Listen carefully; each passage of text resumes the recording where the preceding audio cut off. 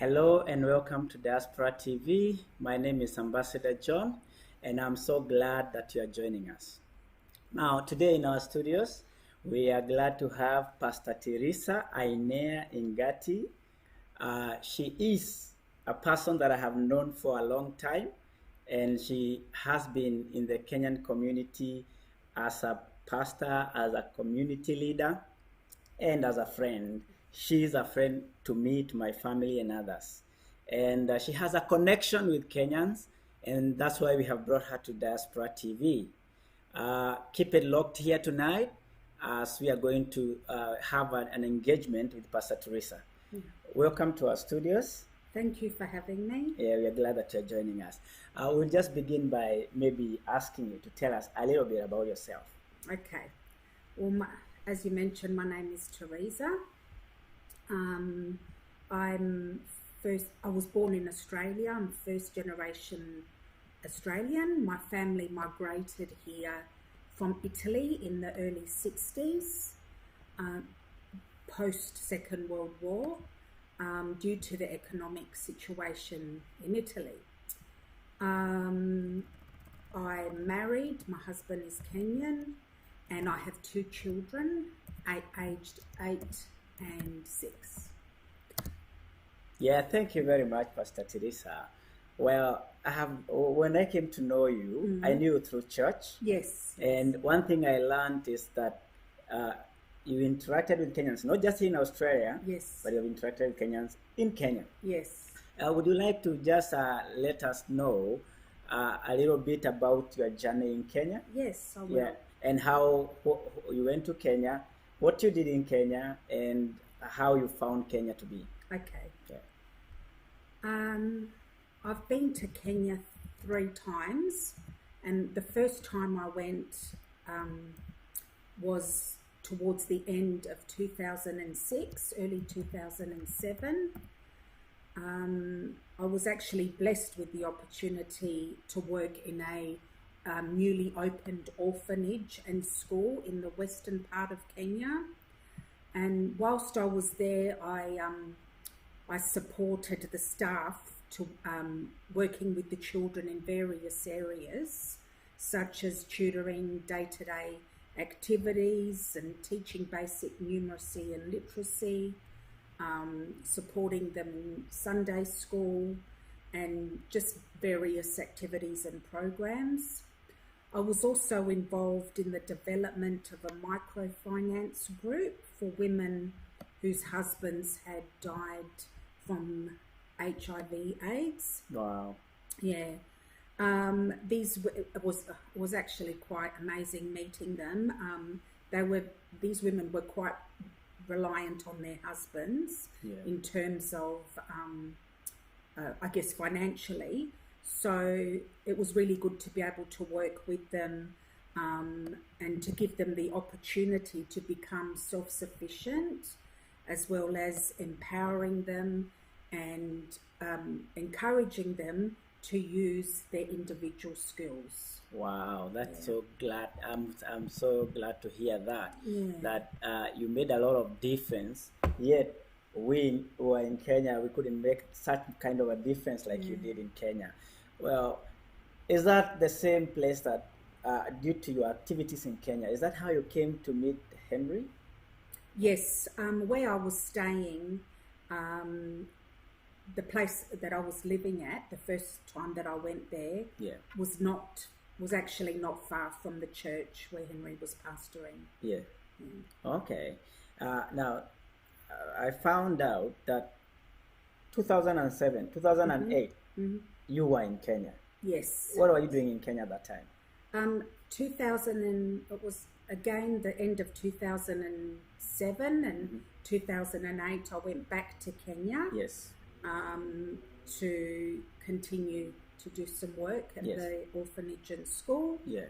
Because it was just something I wanted to do, just to see how things were progressing and to see the lovely people that I had met. Yes. But when I arrived there, it was during the elections and the campaign had started. The campaigning had started. Yes. And during that time, unfortunately, the riots began, Yes. and they were it was very, very close to where I was staying. Yes. Unfortunately, some fellow colleagues of mine, due to the riots, had lost family members. Are they Kenyans or expatriates?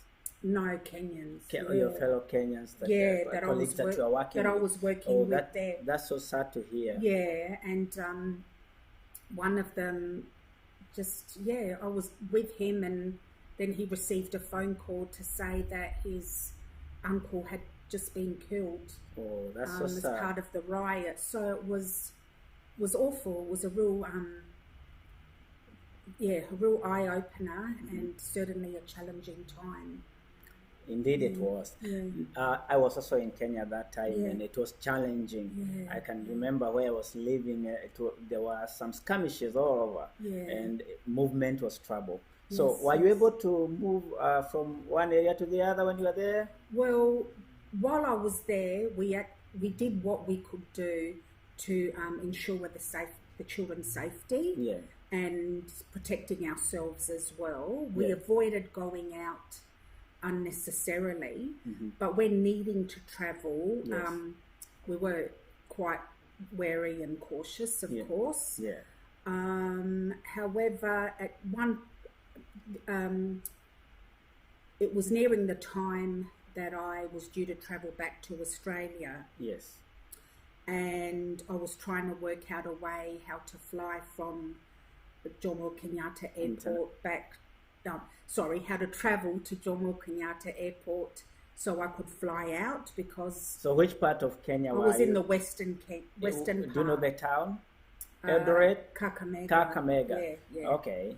So you are trying to look for flights that could take you to Nairobi. to Nairobi, yes.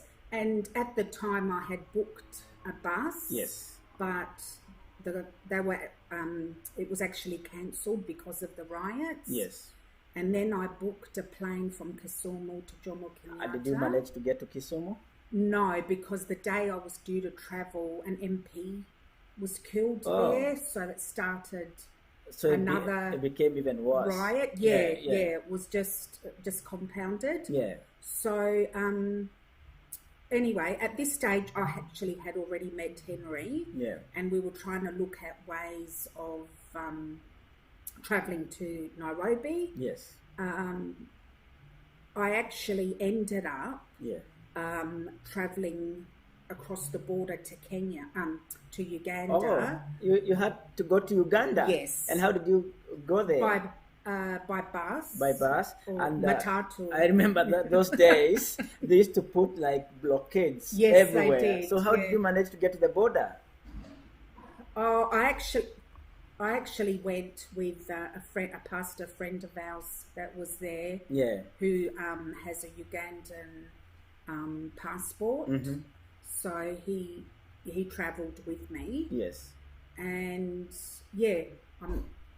we managed to get into Uganda, Yes. and I stayed there for a couple of days. Okay.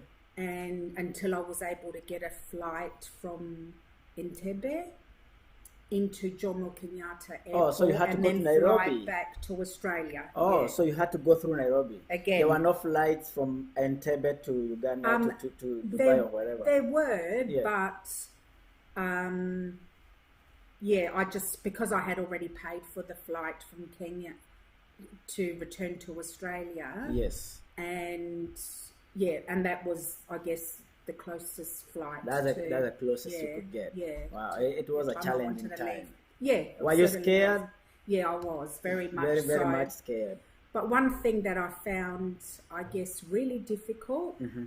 was obviously being there amongst all of this was just horrific. Yes. But when I left to come back here, I really struggled. Yes. I felt like I was able to escape, so to speak, and yeah. yet I was leaving so many beautiful people behind. Oh. So I really struggled with that. Yes. Yeah. Oh, that's so sad to And hear. it actually took me quite some time to actually work through it when I came back to Australia. Yeah. So have you been to Kenya after that? Yes. And the situation has changed It now? has changed significantly. Significantly. Yeah. And you're not scared anymore to move around in Kenya? No, not at all. Yeah. Not at all. But you wouldn't fancy going there during an election time, isn't it? Probably. Yeah. But apparently, I heard that was the first time that ever happened. Yes. Like that. So, yeah. Are there some lessons you learned from it? Yes, of course. I've certainly learned not to take for granted our government here and the relatively peaceful transition that we have, I guess. And I also learned the importance of governments to be open and transparent. Yes. And for fair elections to take place. Yeah. Wow.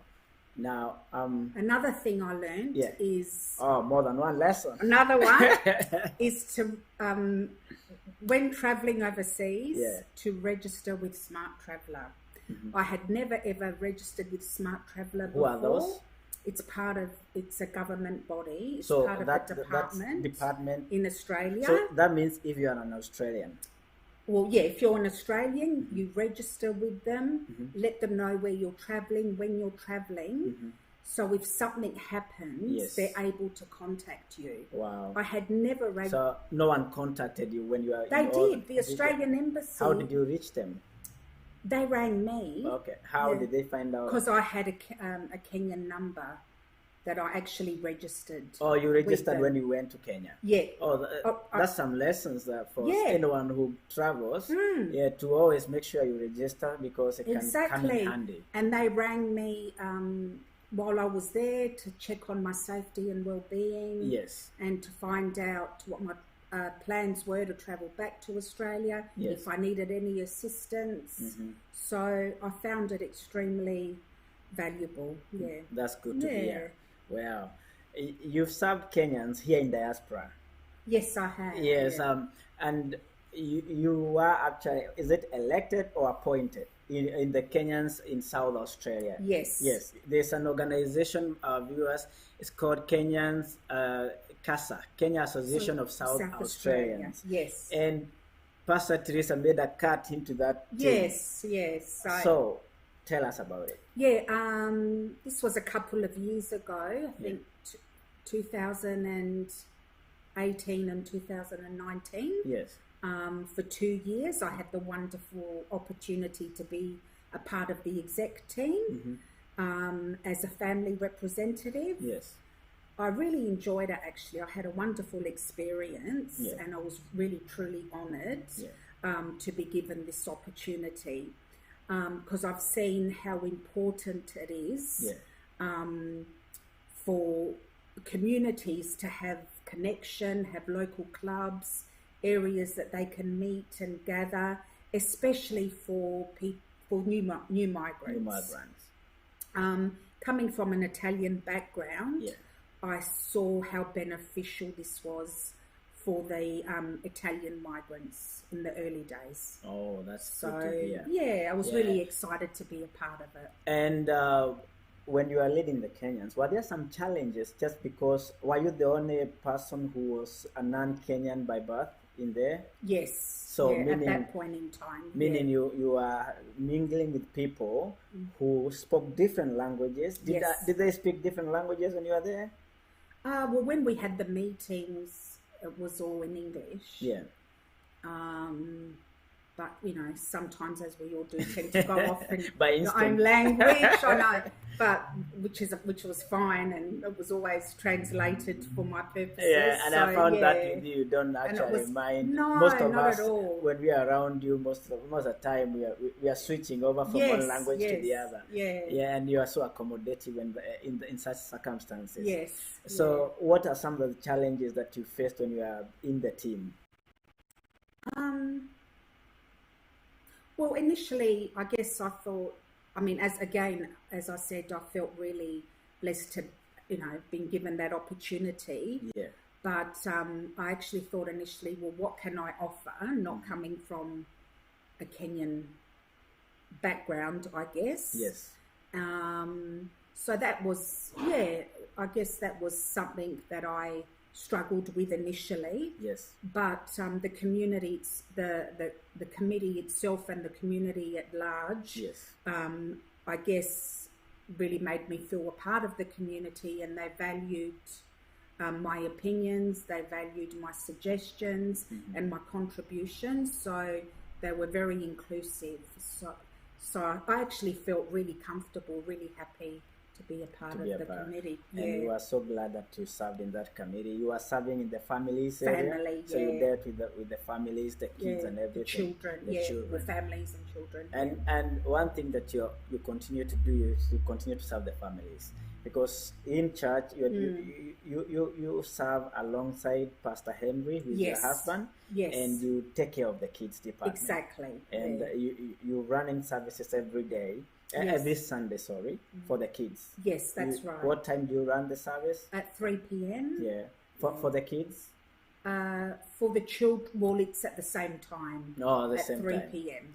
But during the COVID-19, we had different times? During the COVID-19, we had our services with the children were via Zoom. Yeah.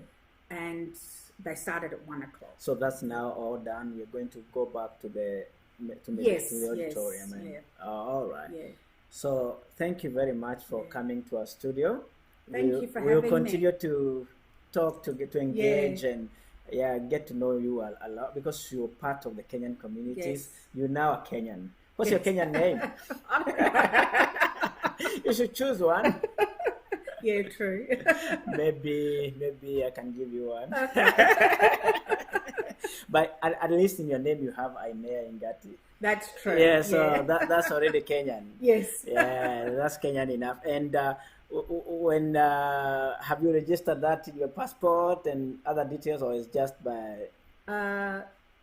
Yeah, well, that's a registered. And that's all registered. So it's Ingati Ainea. Yeah, Ingati Ainea. Ainea, yeah. Yeah. So when you go to work, and do people ask you where you got this name from?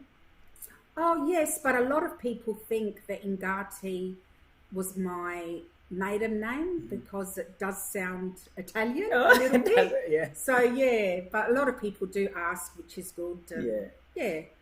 So that's conversation starter. Yeah. We are glad that you came to our studios today. Thank you very much. And we are going to end up there for today. But before we end up, we always tell people to subscribe to our channel. Yes. So look at that camera and tell them to subscribe. Yes. Yeah. Please subscribe to this channel.